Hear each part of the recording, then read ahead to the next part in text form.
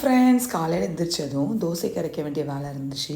அதனால் நான் எப்போதுமே உளுந்தை வந்து ஃப்ரிட்ஜில் தான் ஊற வைப்பேன். ஸோ அந்த சில் வாட்டரோட தான் நான் அரைப்பேன். அப்போ தான் நல்லா உளுந்து வந்து பொங்கி வரும்.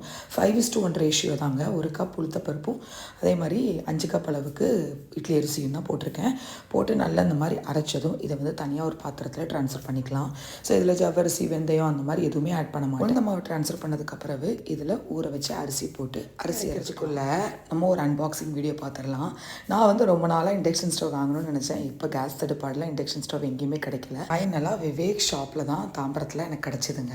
ஸோ இதை வந்து இந்த மாதிரி ஓப்பன் பண்ணுறேன். இது வந்து பட்டன் டைப் தான், டச்சு கிடையாது.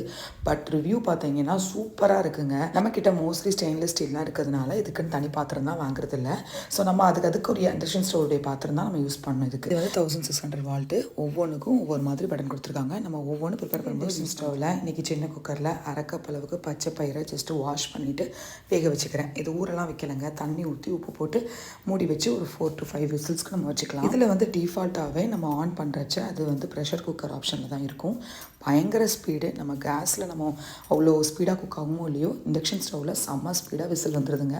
ஸோ அதுக்குள்ளே எனக்கு அரிசி மாவு சூப்பராக அரைஞ்சிடுச்சு.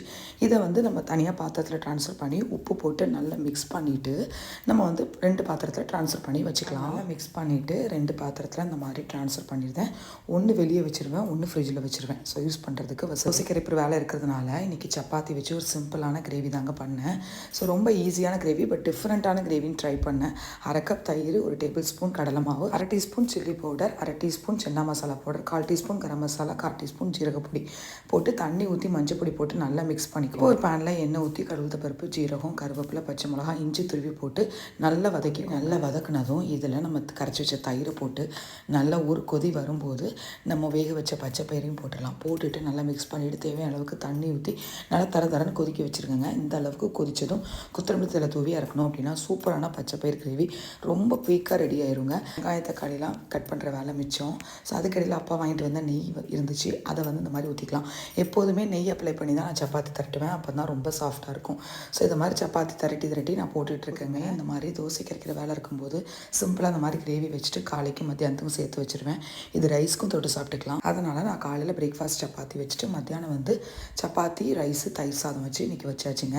ஸோ பாருங்கள், இந்த கிரேவி வந்து எவ்வளோ சூப்பராக இருக்குன்னு சொல்லிட்டு கண்டிப்பாக ஒரு தடவை அந்த கிரேவியை ட்ரை பண்ணி பாருங்கள். தேங்க்யூ.